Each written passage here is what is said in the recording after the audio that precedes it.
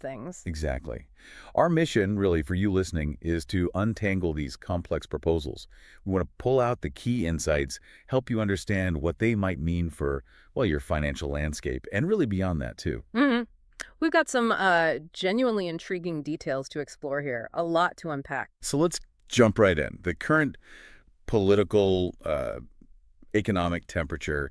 Let's start with the sort of human element, the political spectacle. We've all seen the viral stuff, right? Yeah. Especially on platforms like TikTok, high-profile figures creating buzz.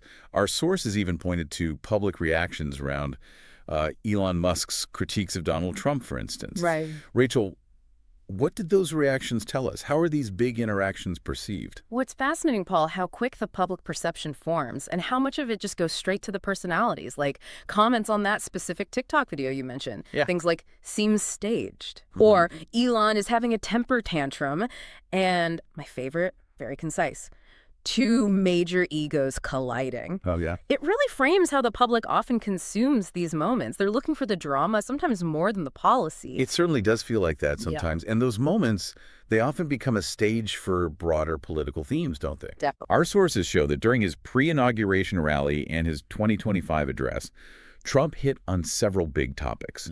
World conflict, immigration, gun control, what he calls woke politics, even the TikTok ban itself. It's a wide range. A very broad spectrum, yeah. And beyond that immediate buzz, Trump's 2025 address, this is according to PBS News, it laid out some very specific policy calls.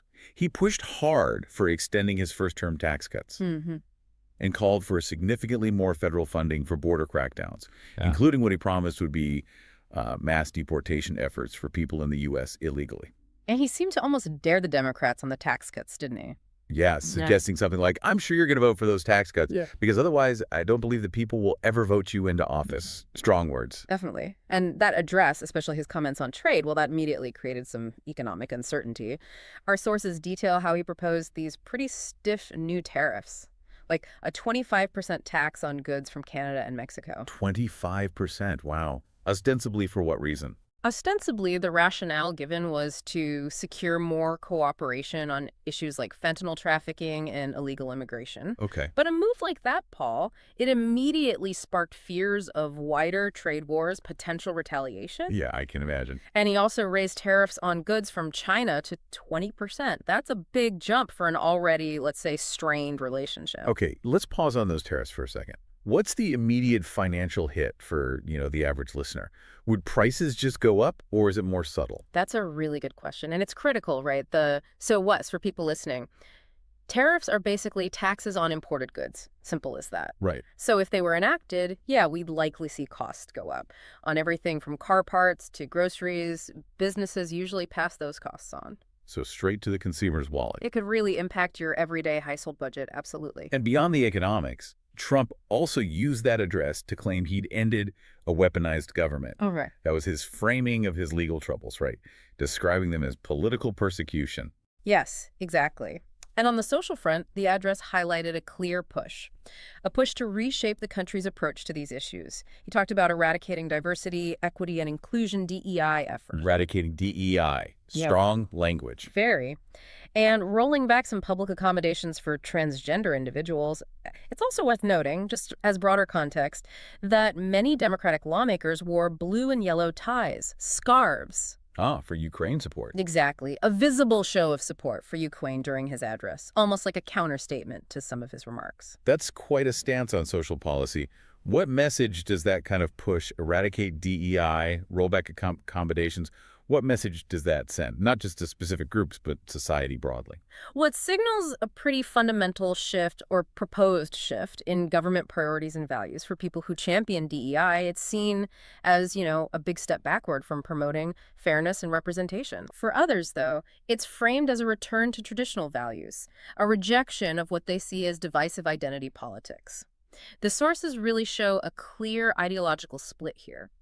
Deeply held, often conflicting beliefs about what American society should prioritize. Okay, so moving beyond the immediate spectacle, the commentary, it's clear these big moments are connected to something larger. We're talking actual concrete policy blueprints being laid out, and that's where the real impact might lie. Exactly right.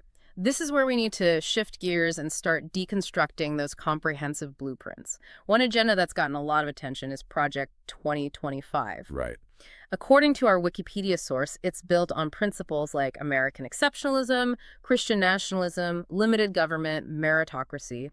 It's designed to prepare a potential conservative administration for a very rapid transition, should they win. And kind of complementing that, we have the RSC Blueprint to Save America. That's a detailed congressional proposal, right, from the Republican Study Committee. That's it. So, Rachel, why are these detailed blueprints so important? Why should our listeners care about what might seem like pretty abstract documents? That's such a crucial point, Paul, because they aren't just wish lists. They're detailed roadmaps designed to fundamentally reshape how the government works, how the economy runs, even, aspects of daily life. So real-world impact. Absolutely. For you listening, understanding these blueprints means seeing what could directly hit your taxes, your healthcare, your community, even America's place in the world. They offer a tangible glimpse into potential future policies. Knowing them gives you foresight. Okay, let's dive into the core of their fiscal vision then. Because the RSC Blueprint, it paints a pretty stark picture right away. Cites a huge national debt, what was it, $30.4 trillion. Staggering number. And they criticize current administration spending heavily, calling it a $2 trillion payoff to liberal special interests. And they directly link that spending to fueling over 8% inflation. So how do they propose to even start tackling a number that big? Well, it's interesting. They have a multi-pronged approach to tackle this massive debt and what they call a dangerous regulatory regime. The RSC proposes an aggressive deregulatory agenda. Aggressive deregulation. Okay. They look back at things like past executive orders requiring agencies to find cost cuts when proposing new spending. And they also back specific laws aimed at really scrutinizing, maybe rolling back, regulations they see as duplicative or too burdensome. At which agencies? Major health agencies like the CDC, NIH, FDA, they have specific legislative proposals targeting those. Okay. And you mentioned tax cuts earlier. The RSC has a detailed plan there too, right? Universal savings accounts, capital gains. What's the thinking behind those specific proposals? Any trade-offs mentioned? Yeah, and this is where that philosophical divide really comes through. The RSC's approach. It's rooted in the belief that lower taxes fuel economic growth, empower individuals. Okay. So they propose things like universal savings accounts, USAs, basically letting Americans invest for the future without extra taxes, avoiding what they call a third round of taxation on savings. They also want to cut capital gains taxes for middle-class families, starting point $75,000 for single filers, and index capital gains to inflation. So you're not taxed on phantom gains just from rising prices. Makes sense. But what about the controversial parts? Right. Probably the most controversial is repealing the state and local tax deduction, the SALT deduction. Yes. The RSC argues it mainly helps wealthy taxpayers in high-tax states. Critics, though, say repealing it could really hit middle and even upper-middle income earners hard in those states. It's a big political football. Definitely heard that debate. And on the flip side, the RSC is also pretty clear about opposing current administration tax proposal. Oh, absolutely. They strongly oppose what they describe as President Biden's proposed tax hikes. They argue these hikes are meant to fund what they call a radical climate agenda, including over $550 billion in subsidies. Yep. They warn about a potential carbon tax, too. Their analysis suggests it could cost over 1 million jobs, $1 trillion in lost income by 2030. $1 trillion. Wow. Yeah. And they also worry that Biden's plans to triple the foreign earnings tax on U.S. companies could just push businesses overseas, potentially helping countries like China. It's a very clear line they're drawing on fiscal policy. Okay, so beyond the big economic picture, what about daily life, social safety nets? Let's talk welfare reform. The RSC's vision is called Opportunity Through Empowerment and Self-Sufficiency. It sounds like strengthening communities over government. What's the philosophy? That's exactly it. It's a move away from what they see as government dependency towards individual responsibility, community-based solutions. And their specific proposals here are pretty detailed. Like what? Well, implementing work requirements for food stamps, for one. They point to Maine's experience an 80% caseload reduction for non-parents after requirements were put in. 90% reduction. Yeah. They also propose converting SNAP-P food stamps into a block grant to states, but with strict work activation programs attached. And they want to tackle improper payments, estimated at $163 billion, suggesting things like cross-checking marital status via Social Security, incentivizing states to prosecute fraud. And this is something about citizenship, too. Critically, yes, a call to restrict federal benefits, Medicare, Medicaid, SNAP strictly to U.S. citizens. Okay, now shifting to maybe the biggest issue for many listeners, Social Security and Medicare. The projections our sources mention are frankly challenging. Medicare's Hospital Insurance Trust Fund, possibly insolvent by 2028. Mm-hmm. Combined Social Security funds by 2034. And if nothing changes, maybe a 25% benefit cut. How urgent is this, Rachel? What does a 25% cut actually mean for retirees? The urgency is, well, it's quite high, Paul. Those dates aren't far off. No. And a 25% benefit reduction, that would be a massive hit for millions of retirees, people depending on these programs, could push many into real financial hardship. So what are the proposed solutions from the RSC side? To address this, they outline a few things. For Medicare, they suggest aligning its eligibility age with Social Security's full retirement age, and then indexing it to life expectancy. Indexing it. Why? It's a direct response to the changing demographics, the worker-to-beneficiary ratio. It was 4 workers per beneficiary in 1965. Now it's 2.8. The fewer workers supporting more retirees. Exactly. Fewer workers supporting more beneficiaries. So for Social Security, they talk about a new minimum benefit, but also gradually increasing the normal retirement age. How gradually? Proposing like a 3-month per year increase until it goes up by 3 years total for folks turning 62 in 2040. Okay. And the source material even made a comparison, didn't it, between Social Security benefits and potential 401k savings, suggesting someone saving 10% in a 401k could end up with more. What's the message there? Yeah, that comparison speaks volumes about the underlying philosophy.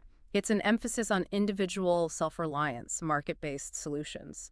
The implication is, maybe individuals are better served by private savings, private investment, rather than relying solely on government programs. Right. It encourages a shift in thinking that robust personal financial planning might offer greater security than just the traditional safety nets. Interesting. Okay, so beyond the huge social programs, the blueprint also gets into the weeds of government structure itself. Mm-hmm. The RSC wants to reclaim Article 1, meaning give power back to Congress. How do they propose doing that? What are they targeting? This is all about reining in what they perceive as an overreaching executive branch and the bureaucracy. Okay. So, for example, limiting the executive's ability to spend fees and fines without explicit okay from Congress. Sources cited something like $603 billion collected in FY23 that could be spent without that direct oversight.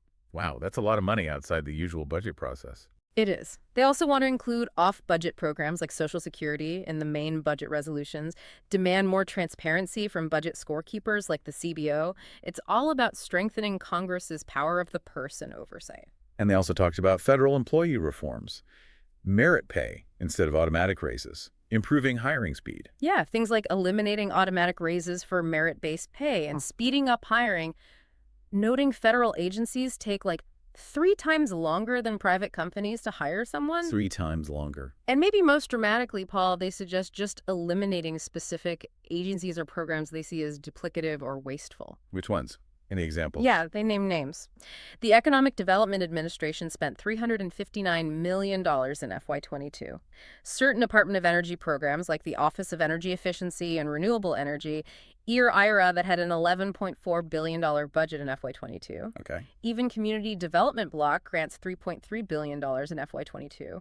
They criticize those for funding things like, quote, doggy daycare or a local circus as examples of wasteful spending. Doggy daycare. Ah! Okay.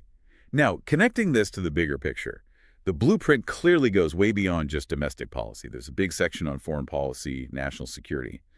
What's the core philosophy guiding their approach there, especially towards rivals like China?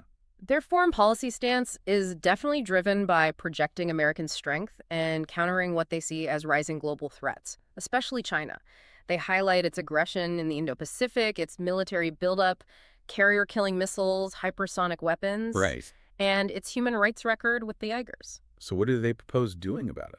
Pretty significant shifts, like abandoning the One China policy, which acknowledges Beijing's claim over Taiwan but doesn't endorse it, and instead normalizing relations directly with Taiwan, strengthening sanctions on intellectual property theft, too. That would be a major shift. Yeah. And they also address Russia. Yes, the RSC critiques the current administration's response to the Ukraine invasion, expressed concerns about treaties like New START, arguing it limits the U.S. arsenal more than Russia's. Okay. And Iran. Yeah. Afghanistan. Concerns about Iran's nuclear program, definitely. The Afghanistan withdrawal gets criticized, especially leaving billions in weapons for the Taliban. and critically, the overall state of U.S. military readiness. The RSC calls for significant defense spending increases, arguing the military is currently just marginally able to meet demands. Marginally able, that's sobering. It's a comprehensive, pretty aggressive posture across the board on foreign policy. Okay, let's circle back then to social issues. These agendas really touch deeply on social and cultural aspects of American life.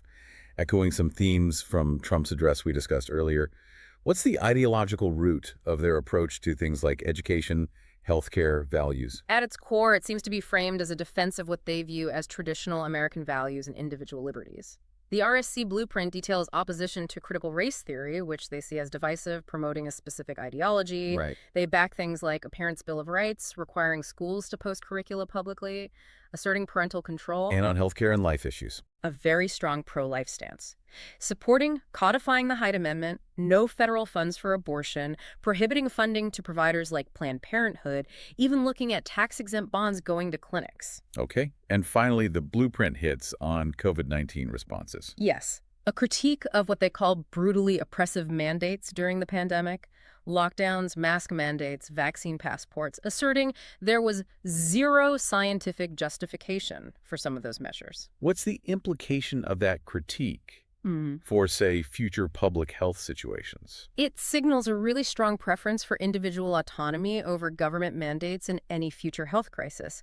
The implication is future responses might be far less restrictive, prioritizing personal choice, economic activity over the kind of widespread interventions we saw during COVID. It's a very clear philosophical line on government's role in a crisis. You know, Paul, what really strikes me looking at all this, it's the sheer breadth. The depth of these proposals. They aren't just tinkering around the edges. This represents a significant, almost foundational push for a very particular vision of America, touching almost every aspect of life. Economy, individual freedoms, our place in the world. It's comprehensive. And that's exactly why it's so important for you, listening, to understand this stuff. These aren't just abstract ideas floating around. They're detailed blueprints aiming to reshape the country. They show how different viewpoints lead to radically different solutions for the same challenges. Managing debt, securing social programs, defining our global role. Big differences. So as you consider all these detailed proposals and the ongoing political debates, what stands out to you? How might these proposed shifts directly impact your financial future, your community, maybe even the very fabric of American society? Lots to think about. And it raises a really important question, doesn't it? In an era with such detailed policy planning, such sharp political divides, how effectively can a society actually navigate and implement such sweeping changes?